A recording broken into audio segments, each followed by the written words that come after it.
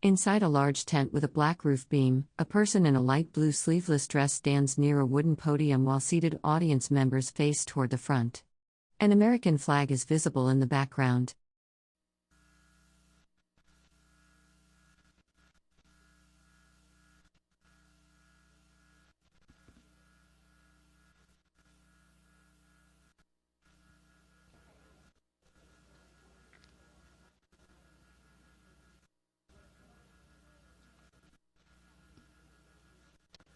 Good afternoon, everyone. Welcome to the Tent of Many Voices and the Core of Discovery 2. We are a traveling exhibit that's following the same time frame and path that Lewis Clark did 200 years ago, and our goal is to visit communities and reservations across the Lewis Clark Trail, educating people about all different aspects of the expedition. We have our exhibit tent over here where you can take an audio tour. We have replicas of the keel boat, the pirogue, and the dugout. We are also joined by our federal partners, the BLM, Bureau of Land Management, and the U.S. Forest Service, as well as the Montana Air National Guard. So please join all of their booths as well. The Tent of Many Voices was a place designed for people of many different professional backgrounds and cultures to come and share with us their knowledge and wisdom as it relates to the Lewis and Clark expedition. So I'm very happy to introduce Amy Moss, a member of the 3 affiliated tribes in North Dakota, and she is going to be talking to us about prairie plant use. So let's all welcome Amy Mossett. A person with long dark hair wearing a light blue sleeveless top stands facing away from the camera in front of a dark banner with partial text visible reading Arikara and Natural. Thank you. Thanks. It's so nice to be out here. It's so nice and warm. I'm going to spend about the next 35 minutes maybe talking about plant use that is specific to our tribes in North Dakota. She mentioned that I am from the 3 affiliated tribes, and the 3 affiliated tribes in North Dakota are the Mandan, Hidatsa, and Arikara. And of course, for all of you who know this Lewis and Clark history, from beginning to end, Lewis and A person with long dark hair wearing a bright blue sleeveless shirt holds a microphone while standing indoors. Text visible on a banner behind them reads meant of an ESD survey. Clark encountered the Arikara in northern South Dakota on the Missouri River just over 200 years ago.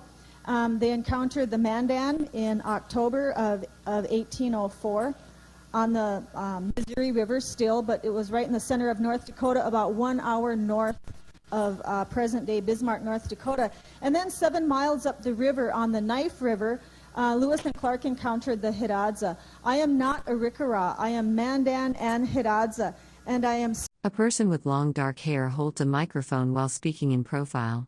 They wear a light blue sleeveless vest over a white shirt.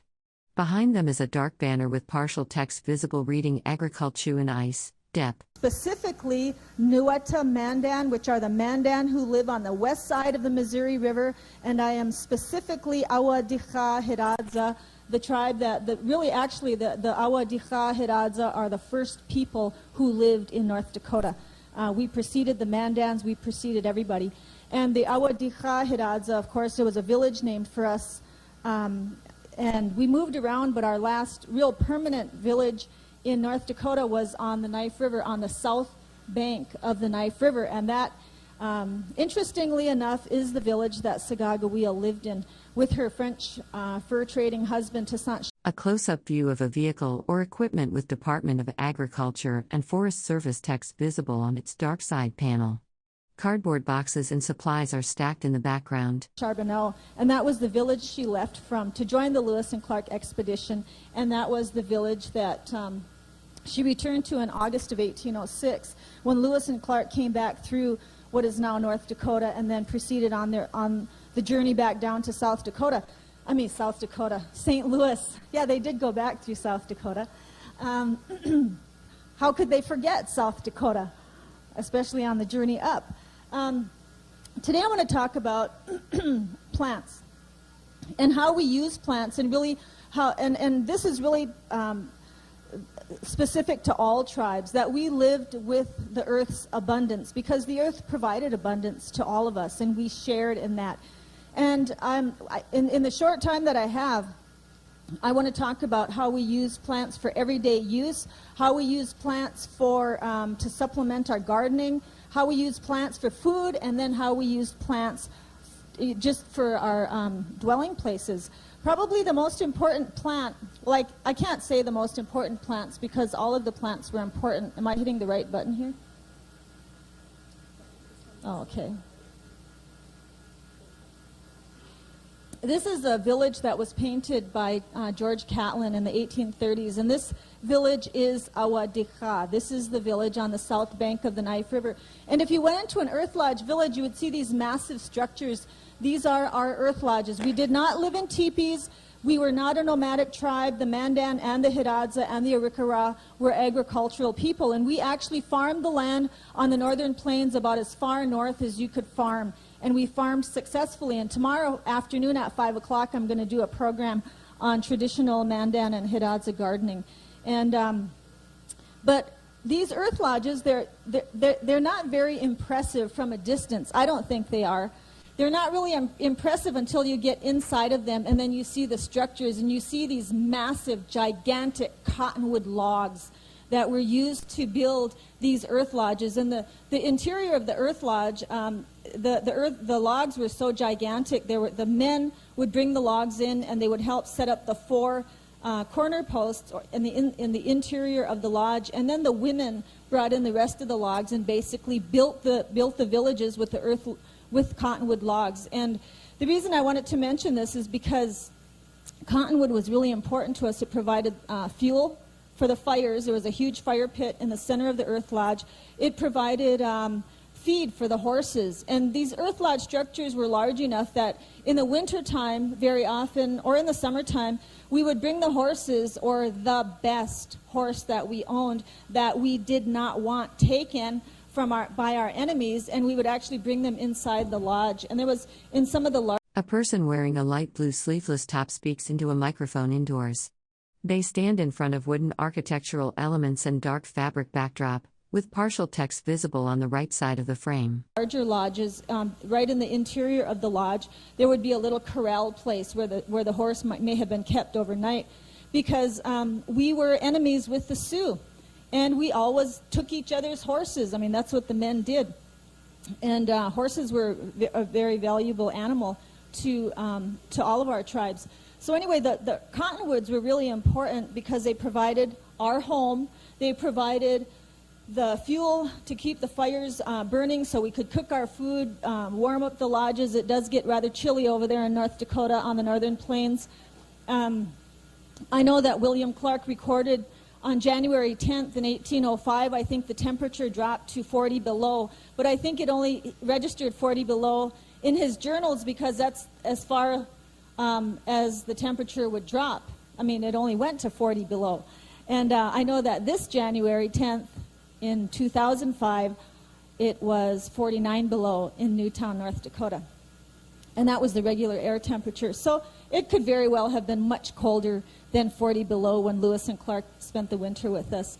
But at one time, there were many cottonwood logs that lined the trees, but after the steamboats came up the river, we lost a lot of the cottonwoods because they were all chopped down. They needed many, many cottonwood logs to keep their fires burning in those boats. Okay, cottonwood. Cottonwood is a very important tree. There were other trees, and we used trees, shrubs, grasses, roots, all these things, and I'll very quickly talk about some of the other trees. I was just visiting with this gentleman here about this. A person wearing a light blue sleeveless top holds a microphone while speaking. Behind them is a wooden structure with partial text visible reading ENT of AGR and ST service. Basket. And because we were agricultural, we had, burden baskets, and these are called burden baskets for a reason. There was a lot of work done with these baskets, and they were used to carry into the garden to bring in the crops. They were used when we went out onto the prairie and picked berries or dug turnips and so on. But with this burden basket, this is a Hidatsa burden basket, and this is made from a couple of trees. This one isn't. This is a commercial burden basket. We do have the original baskets, but they're pretty fragile and you can't haul them around. But the original burden baskets were taken, the peach. A person with long dark hair wearing a light blue sleeveless shirt stands at a microphone on a stage. Partial text visible on banners behind them includes words like culture and depa. Leaf willow is usually what we use to for the frame. And the willow was also used for frames for bull boats.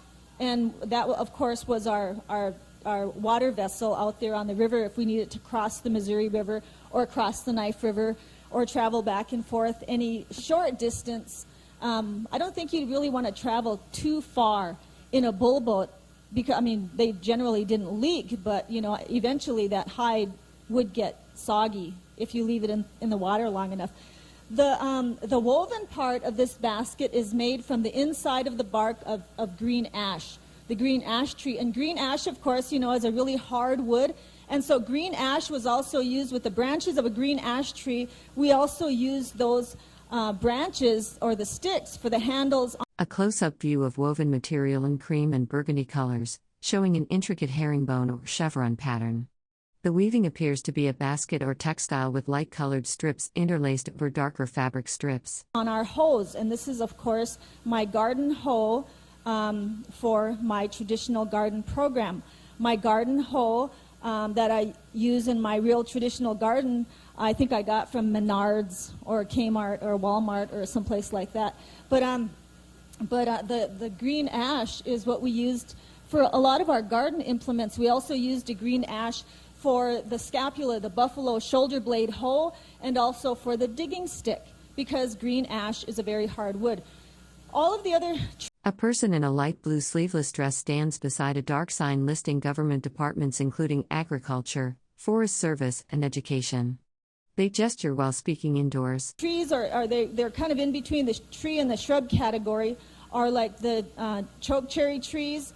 Chokecherry is a very important plant because in August, this plant provided us with food. And we would dry chokecherries and make chokecherry patties. We would eat the chokecherries.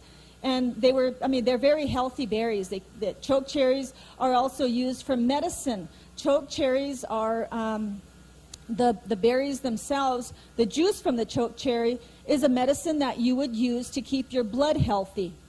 The branch of a chokecherry tree, a green chokecherry tree, is a plant that you would use if you had a stomach ailment. There are a lot of different ways you would... A person in a light blue sleeveless top holds a microphone and speaks at an indoor venue. Behind them is a dark banner with partial text visible reading culture, department, and other institutional words. Use a lot of different sections of plants, but all of these plants out here did many things, provided us with many different kinds of things. Juneberries were another tree because they provide a real succulent kind of berry. And Juneberries, people also call them service berries or Saskatoons. And the only problem we had with Juneberries is that the frost would usually get them in the spring. But whenever we had Juneberries, it was great because what we would do with Juneberries is take the Juneberries, very often dry them, make them into patties, or else. The other thing we would do with Juneberries is we would grind them up with corn, yellow flour corn. And then we would take the buffalo tallow, or the tallow from the fat on a buffalo kidney, and then melt it just a little bit, just enough, not a whole lot, but just enough to hold this thing together. And then we would press, and I didn't bring one with me, this is a turnip, of course, but we would make these little balls about this big. We call them corn balls. But a person with long dark hair stands at a microphone wearing a light blue sleeveless top, holding a small object in their hand. Behind them is a dark banner with partial text mentioning department and U.S. Forest. The men would take them out hunting, and if you had this little ball of ground corn and ground Juneberries and a little bit of buffalo tallow, you could go out onto the prairie and you could hunt all day, and if you ate that, it would keep you kind of energized, sort of like these power bars that we eat nowadays when we do the marathon runs and the 6-mile road races. But it's real similar to that. So we had our power bars or power balls or whatever you want to call them back then too. So food was one of the things that the prairie provided us with through the trees and the different shrubs, and we had many different kinds of berries besides. A person wearing a light blue sleeveless top stands at a microphone against a dark backdrop with partial text visible mentioning agriculture and education. They face left, speaking. Chokecherries, Juneberries, plums. We had grapes, wild raspberries all along the river. We had many different kinds of tea that grew along the river, and people always asked, well, what did you drink? And generally we drank tea, but then of course we always drank soup too, because that was one of the things we cooked more than anything, was soup from our vegetable gardens. Let's see, in the springtime, after we planted our gardens, we would go out onto the prairie and then start reaping the different roots. One of the roots that we still dig up today is the turnip. And a person with long dark hair stands at a microphone, wearing a blue sleeveless top with white trim. Behind them is a dark banner with partial text visible, including Army and Energy. The setting appears to be an indoor presentation space. I'm not sure when these ripen out here. I know I saw some of these yesterday up north of Great Falls. And last week I went out onto the prairie and I dug some turnips, and they were still ripe, and maybe it was because we had so much rain. But Meriwether Lewis mentioned on the journey up the river that Sagagawea had dug some roots, and they called it a white apple. And this is also called tipsin and breadroot and a lot of different kinds of things like that. A person in a light blue sleeveless top holds a microphone while speaking. Behind them is a dark banner with partial text visible, including culture, nature, and Department of. But we just call it a turnip now. In Hidatsa, we call it ahish. Ahi is how you would say this in Hidatsa. If your name was turnip, your name, of course, then would be ahish. But this is like a potato. It's like a combination between a potato and a turnip and a rutabaga, maybe the taste of it. But it does have a taste, and it doesn't taste that bad. You have to dig it at the right time of the year. And so by the time, I think Lewis... A person wearing a light blue sleeveless vest holds a microphone in one hand and what appears to be a small object or artifact in the other. They stand before a dark banner with partial text visible mentioning agriculture and department. Mentioned he didn't care for the taste of it. It probably had already started to get a little woody, and the taste was sort of going out of it. This plant was really important because we would dig a lot of these turnips, and then we would peel them and braid them. And this is a turnip, and this is actually only part of my turnip braid, which finally broke because I drug it around with me for so long. And this really was quite a long braid. And it's if you know how to French braid hair, you can French braid corn, and you can French braid turnips, and you can, or I shouldn't say French braid. They might think. A person in a light blue sleeveless top holds up braided plant material to the microphone they're speaking into. Behind them is a dark banner with partial text visible. They are looking at the material they're displaying. Toussaint Charbonneau taught us this, but he really didn't. It's just a braid. It's just a long braid. And this is what we did to all of our food. We dried everything. That's all you could do with it. You dry it, and then you reconstitute it when you put it in your clay pot and cook it inside the earth lodge. And so, of course, we had, that was food. Let's move on to another village here. A person with long dark hair and blue-tinted hair streaks stands facing a display board listing various U.S. government departments and bureaus, including agriculture, education, and Indian affairs. This is just another example of this is actually on a slant Mandan village, south of Mandan, North Dakota. And the only reason I put this slide up here is because I had a Hidatsa village on there, and I wanted to have a Mandan village too. And this is a replicated Mandan village. You can visit this village today. There are only 5 earth lodges here. But outside the earth lodge, you see those scaffolds there? That's all cottonwood. And the scaffolds are up high, and on the scaffolds is usually where we dried everything. And this is part of my garden program too, but all of the corn and everything that we dried would be hanging on those scaffolds. This is bee balm, and you see this growing all over the place, but you can make a glue from this plant, and you'll have to pardon my slides. I can take pictures and I can do PowerPoint, but when I had to put them together, I'm still working on making my pictures the right sizes. So this is used as a glue, and I think somebody told me that we actually use some of this glue inside of our pots, the clay pots that we made. This is not a very good photograph, but this is an antihistamine. This is gumweed, And this is that real sticky, really strong smelling flower that grows a lot on the sides of the ditches. You can smell it when you walk through it. But if you had poison ivy, and you steeped gumweed in water and poured it on your poison ivy, that would work better than anything. And I'm not recommending that you do any of this, but I have used a lot of these plants, and there's a reason that, we knew about these plants and they actually do work. And so if you are way out in the wilderness and you have no antihistamines with you whatsoever, and you forgot your Caladril Clear and all of that stuff, and you could steep this in water, never boil any plants, because when you boil a plant, it can become toxic. But you could steep gumweed, and you would actually have something that would sort of help you with your poison ivy. But the best medicine is always prevention. And you should always know what poison ivy looks like and don't walk through it. Unless you take Singulaire every day. Then you can walk through poison ivy. My slides turned out, I'm not sure what happened with my camera, but this is yarrow. And people grow yarrow in their yards, but yarrow grows abundantly out there on the prairie. This medicine is for ears. This is for earaches. It's an earache medicine. I chopped this off too. This is the whole picture is just very nice if I could get it on here. This is yellow or prairie coneflower. And a lot of times people confuse coneflower because there's purple prairie coneflower, yellow prairie coneflower, and purple coneflower. And the only reason I showed this is because this medicine was used for rattlesnake bites. And we have, a lot of rattlesnakes out in the prairie. And rattlesnake bites can be deadly, but this was used to treat rattlesnake bites. This is goldenrod, and I decided it's okay if I chop the tops of this flower off because they haven't bloomed anyway. And the top of this flower is yellow, and usually in August, goldenrod will bloom. But you recognize goldenrod; it grows abundantly all over the place. And goldenrod is used. A person wearing a light blue sleeveless top holds a microphone while standing indoors.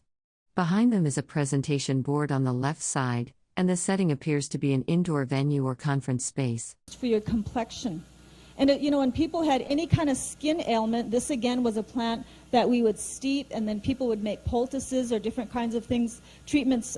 Usually poultices were the treatments we used, and then you would put the goldenrod on your skin, and this would really keep your skin clear. This is yucca. This is a yucca plant, and the root of this plant is soapy. Some of these plants are actually called soapweed, or in some instances you see this is called soapweed. If you took the root of this plant and you sort of peeled off that really barky or the fuzzy stuff on the outside of it and swish this around in water, you'll suds up the water. I have not tried this, but I've been meaning to, because as I get older, I notice when I comb my hair, that pile of hair laying on the floor just keeps getting thicker. And somebody told me that soapweed, in addition to being a soap and really a shampoo, will actually thicken your hair. Now, I'm not guaranteeing this, but it's worth a try. I know I'm going to try it. But it's good for your hair, and if you shampoo your hair with yucca, and I know that people have actually made shampoos with yucca in it, but this is supposedly a plant that you might want to try if you want to thicken your hair. This, of course, is one of the most powerful plants on the prairie, and this grows in abundance. This grows all over the prairie in North Dakota, and it's called purple coneflower, and it is illegal to pick this plant on any reservation lands, on any public land or any state land in the state of North Dakota. And the first organization or the first entity in North Dakota that outlawed the picking of this plant was the 3 affiliated tribes in North Dakota. Because about 10 years ago, there were pharmaceutical... A person with long black hair wearing a blue sleeveless top stands at a wooden counter or desk, facing away from the camera. A blue circular object and a cup sit on the counter surface behind them. Companies that were paying young kids $28 a pound to go out and pick this flower, and they didn't know whose land was whose, and they were just going out there digging this stuff up. But this is a powerful plant. Purple coneflower is an antibiotic. It's an antihistamine. It's an analgesic.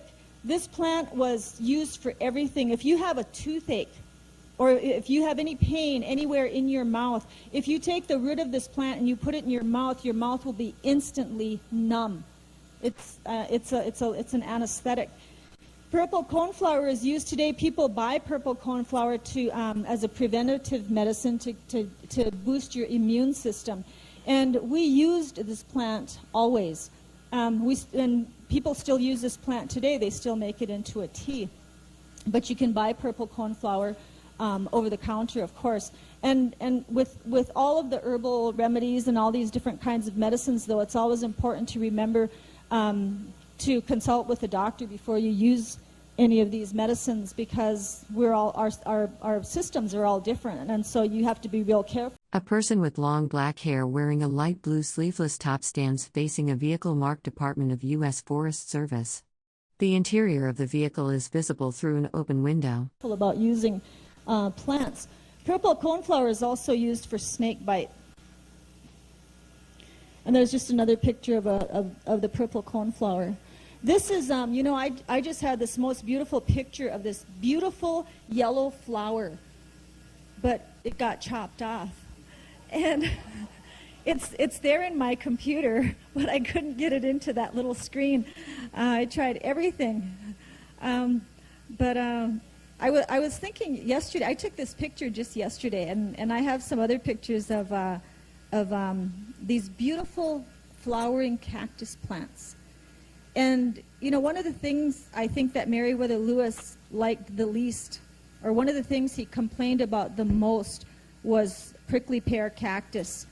And I guess I don't blame Meriwether Lewis for not really seeing the beauty.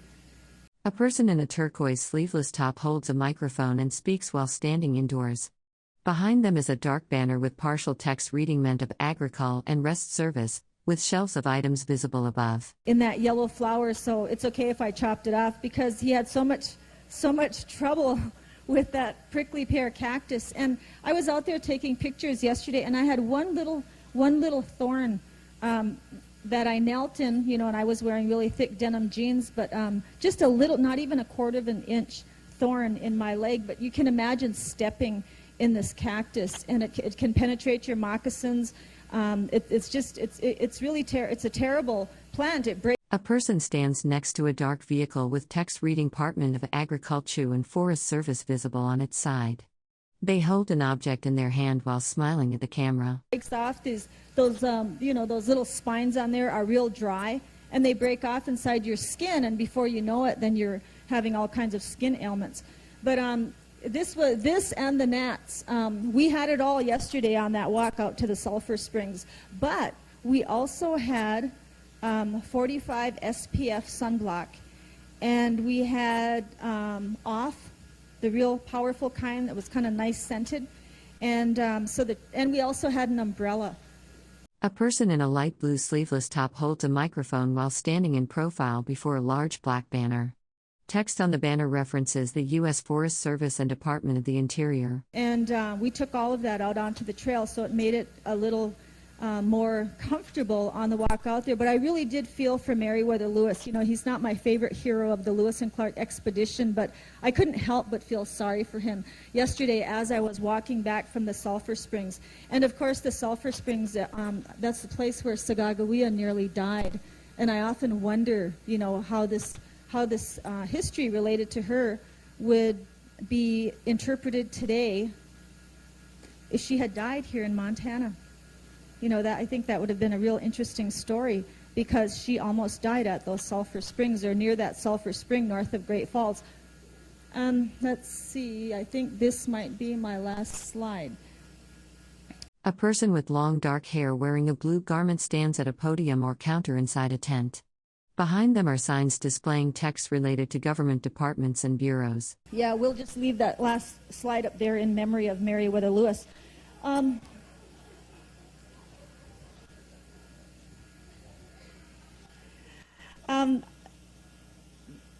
When people travel out into the plains in North Dakota, a lot of times people will look around and they'll talk about the prairie and the plains up there in North Dakota as being so empty.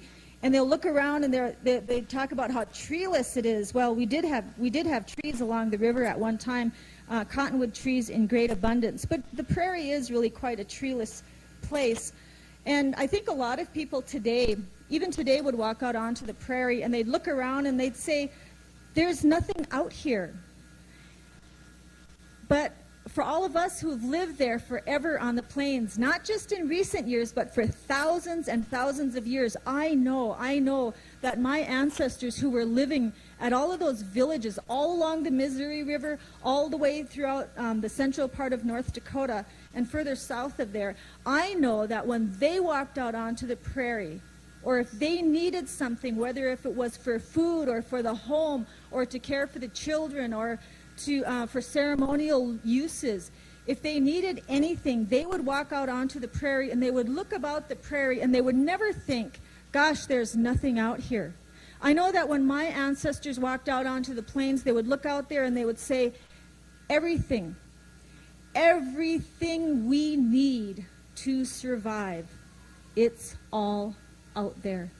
And one of the things that our ancestors did I think a much better job of than we do today is they learned how to share those resources, and they learned how to use it with respect. And the reason I'm showing all of these plants here on by a photograph is because you don't need to pick these plants. You don't need to go out and take these plants from the prairie, and you never take anything living off the earth unless you need it, unless you are going to use it. And I do have some plants with me. I do have these plants. We do use turnips. We do use white sage for ceremonial use. But every time you go out and you take something from the earth, you need to leave something there, something of yours. Something of yours. You leave it out there. And if it's only a prayer, then that's good enough. But you never take anything living off the earth unless you can give something back in return.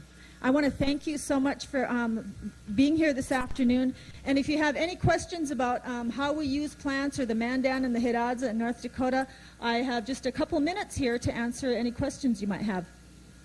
Anybody have any questions? We got plenty of time to field some questions. You first, sir. You said your society was agricultural based. Did you actually farm or did you harvest? I mean, did you go out just to pick, plant? Or did you grow fields of yes. plants? We grew fields, very large fields, and actually that's our agricultural lifestyle is really what caused people to come to our part of North Dakota, or where it is North Dakota now, to trade with us, and we engaged in international trade because of women's work. And the women were the farmers and the women of the Mandan tribe, and the Hidatsa became agricultural too, but the Hidatsa really adopted a lot of the farming techniques and that whole the whole society, the whole agricultural society from the Mandans.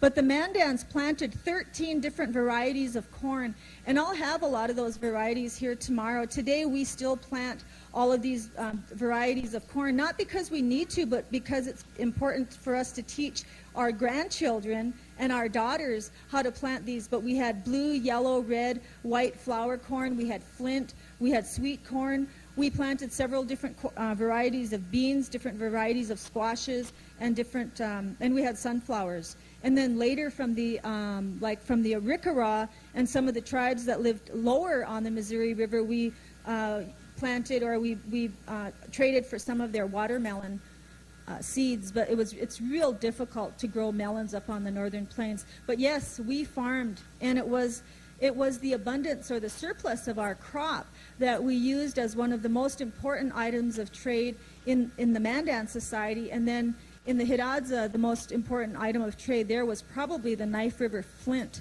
the flint that was used for the knives and weapons and all of that. So yes, we did harvest. And then just like every other tribe, we went out onto the plains and along the river and harvested the roots and the berries and the tea and all of the other edible plants, and all of the plants that we used for ceremonial purposes. And we also, there were also plants out there that you could use for fragrance, perfume, like wild bergamot. It's also called horse mint. And I, for the life of me, cannot figure out why anybody would use that for perfume. Because if you ever, have any of you ever walked into a field or like a patch of wild bergamot? It smells, I mean, this is why I'm sure they call it horsemen. It smells like horses, sweaty horses. When you take that saddle off a horse and you go to brush it, you know, and the horses have this sweaty smell, that's what wild bergamot smells like when you walk into the patch. Now, not, and I would think that somebody would want to wear that, or no, but not nearby, you will also find lavender hyssop. Now that's perfume, and that it smells beautiful. It's so fragrant. I think we have another question here. On the yellow coneflower, you said it was a rattlesnake remedy. Did they take it internally or as a poultice? Some of the things were taken internally, but with a lot of the things we would use a poultice. For the rattlesnake bite medicine, that was usually an external application. And the other thing too that helped with medicine, and doctors are going back more and more and in using this kind along with therapy, is prayer. And I mean, I think a lot of your doctors today recommend that, because your state of mind is probably one of the most important elements of healing. And so prayer and you know, the way you're feeling, your whole state of mind is just so very critical in the whole healing process. And so I think that's the reason why prayer in all cultures has been just such an important part of doctoring somebody or healing. Another question back here. Is the purple coneflower related to what we call echinacea today? Yes, it is. The echinacea angustifolia is the wild plant, and I think Echinacea purpurea is the domesticated echinacea that you can plant, which doesn't, the domesticated, the purpurea doesn't have such a deep root, and it's easier to harvest. But the angustifolia that grows out in the wild has a really, really deep root.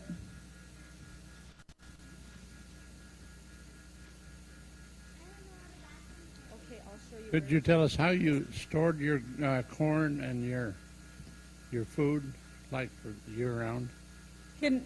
Where did we store it? Or how? How did we store it? We would store the corn. We would have corn braids hanging in the earth lodge in different places within the earth lodge, and it's real dry on the prairie, especially in western North Dakota.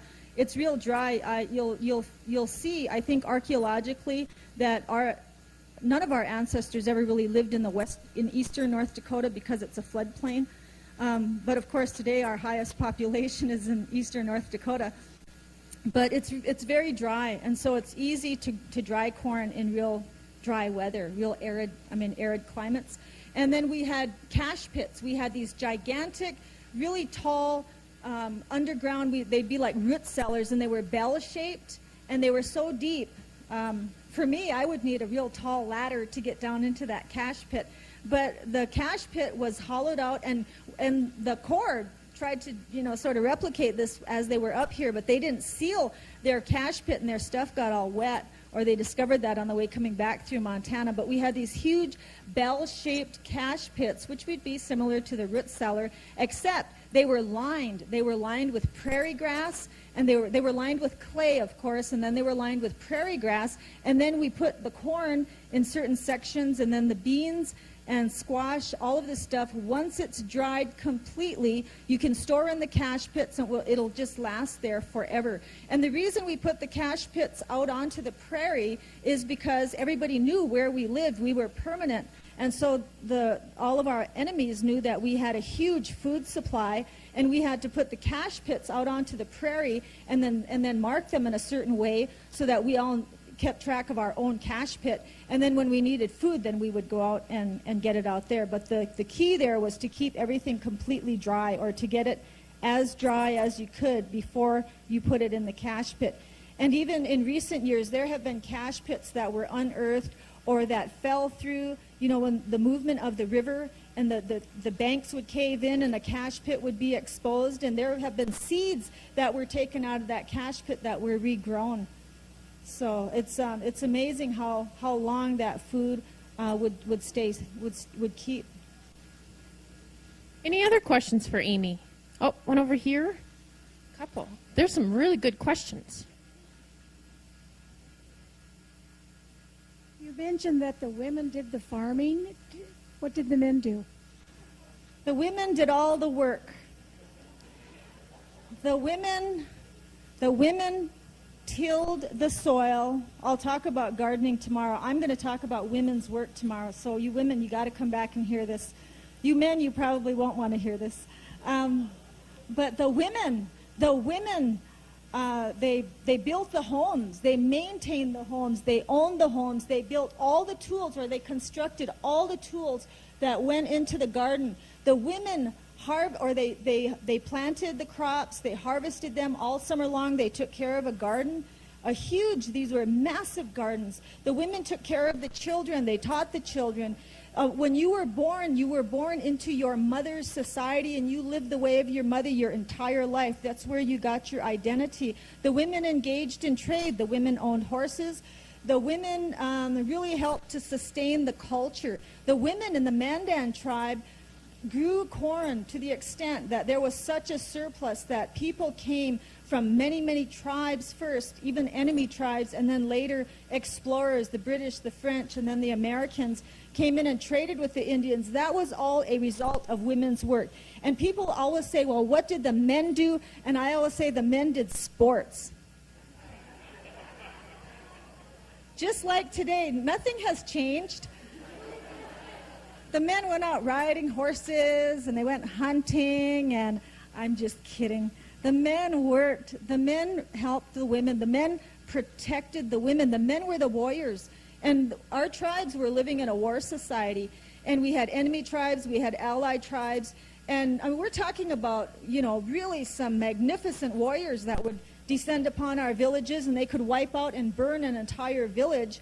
And so the men protected the village, they protected the homeland, they hunted for the buffalo. And those buffalo, can you imagine trying to bring down a buffalo, a bison? They're gigantic animals. Trying to bring one of those things down with a bow and an arrow. But we use like the corrals and the surrounds and buffalo jumps. That's a lot easier to get a buffalo that way. But of course, once they kill the animal, then the women, of course, again did all the work.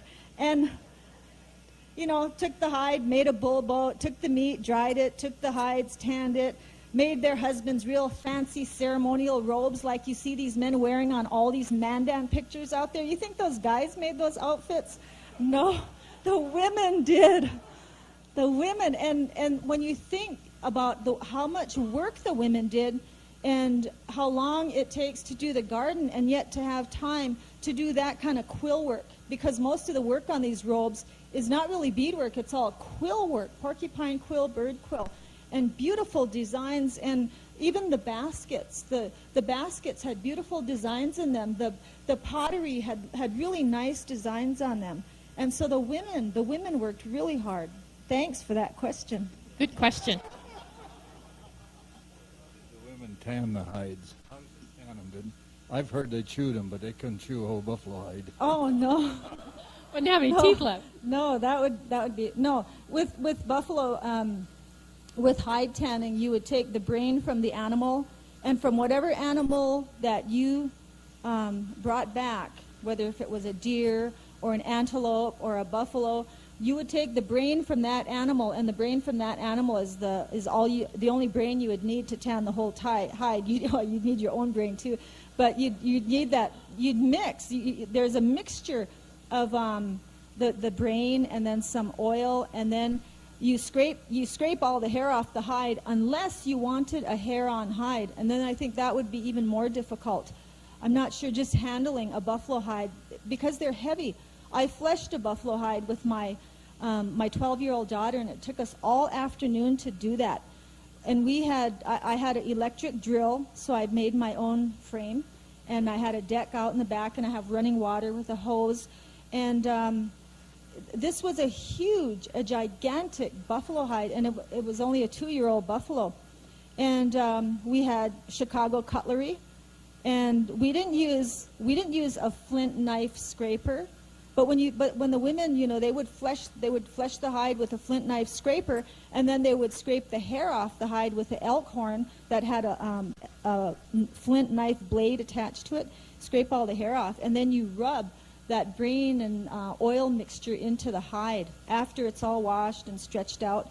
And then that's what softens the hide. It's a real long process. You also have to do a lot of stretching and pulling a hide back and forth. Usually you have like your favorite tree with real rough bark to stretch it out. You have to break down the fiber in that hide.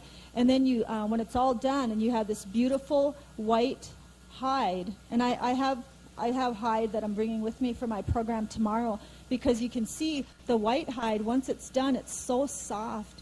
You can sew through it. It's so soft. But when you take that white hide and then you smoke it on a fire, then it turns brown. But it doesn't just turn brown. When you take that white hide and you smoke it over a fire, you're waterproofing the hide, and you're also completing the chemical process of tanning a hide. And it takes a long time. It takes about 3 days to do a burden basket. It takes about a couple days, 3 days to do some pottery, a couple of days to do pottery, and it takes a few days to do a buffalo hide. So you can do a deer hide in 1 day. I mean, today you could brain tan a deer hide in a day, but that's working nonstop. And the women, they generally had a lot of other things that they had to do while they were doing this work. So yes, women worked really hard, but that's the way life was in all the tribal cultures. Any other questions? I thought I saw another hand. Yep. Yeah, I got a couple questions. First, what kind of tools did they have cut down those big cottonwood trees? And the other is, where did all these vegetable seeds originate from? The corn seed originated, I think, in South America. And corn originated as a grass. And some of the bean seeds originated on the prairie, and they continued to grow the bean seeds. And with the sunflowers, a lot of the seeds originated as wild plants. And then over the years, they continued to be planted, or once they're domesticated. Once you domesticate a seed, I think you're able to grow it, and it just becomes more hardy, and it gets bigger the more you plant it. And the better technology that you have each time you plant, whatever it is you're growing is going to just get bigger and better. I've experienced that because our corn that we grow, it's the same seed that used to grow in 6-inch cobs, now gets to be 12 inches long. So over time, but this corn came, as far as I know, corn came from South America, from South American tribes. And a lot of people, there's a big argument. The Arikara say they gave the Mandan corn, and the Mandan say they gave the Arikara corn, and the Hidatsa know that we got the corn from the Mandan. But it's very old. It's hundreds and hundreds of years old.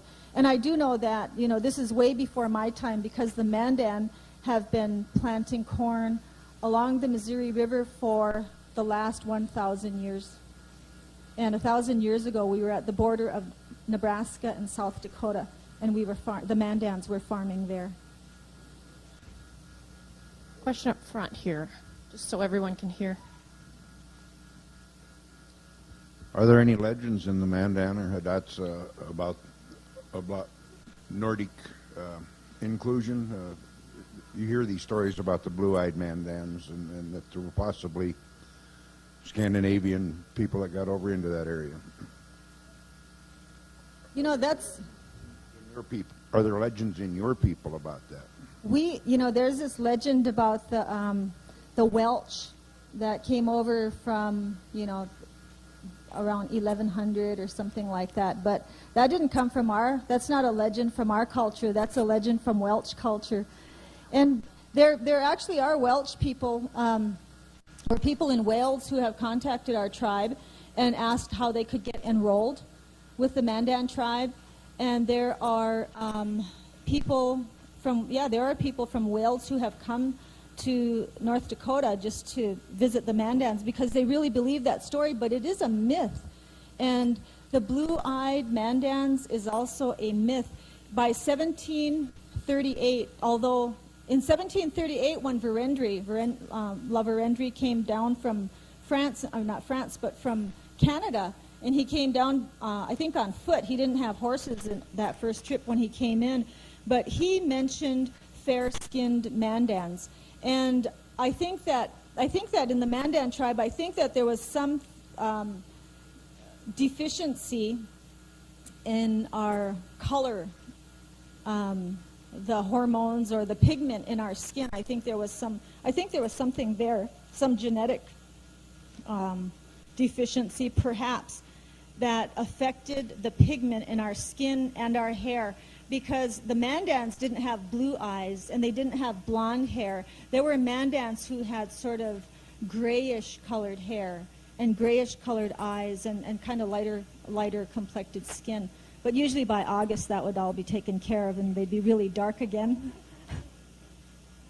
But it didn't come from the Welsh. I think it was a genetic trait. All right, we have time for one more question. This gal right here. I'm interested in your basket process.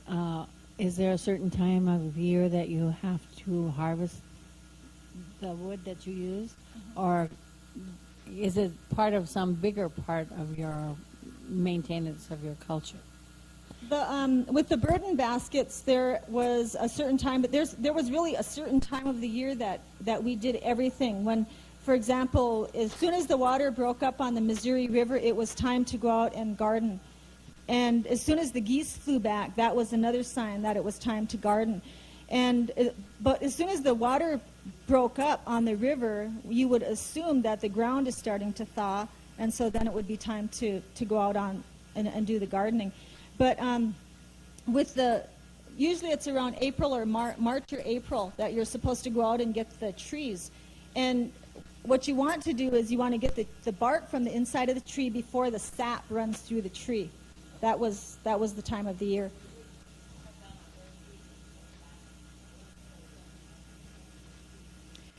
Well, yeah, we would use the tree for firewood, probably to any.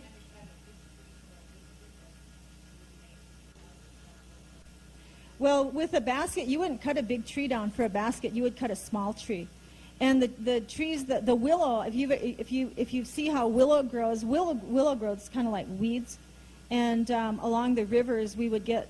You see a lot of sandbar willow now, but this peach leaf or the willow that we used originally in the baskets is really difficult to find after the dam was built and a lot of the land was inundated. We don't really find that tree anymore even.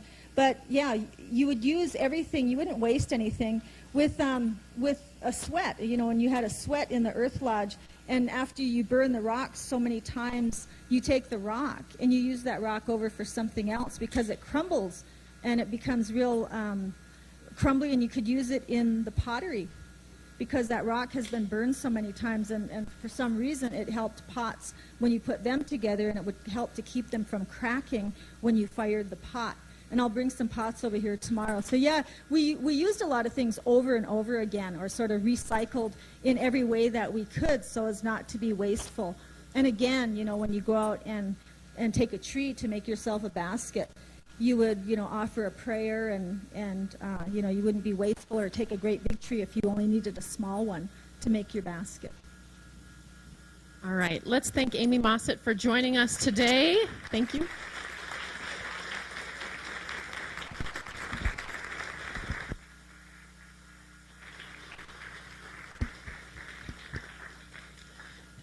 As she said a couple times, Amy will be back tomorrow at 5 o'clock to talk about traditional Mandan and Hidatsa gardening. So please join us back tomorrow at 5.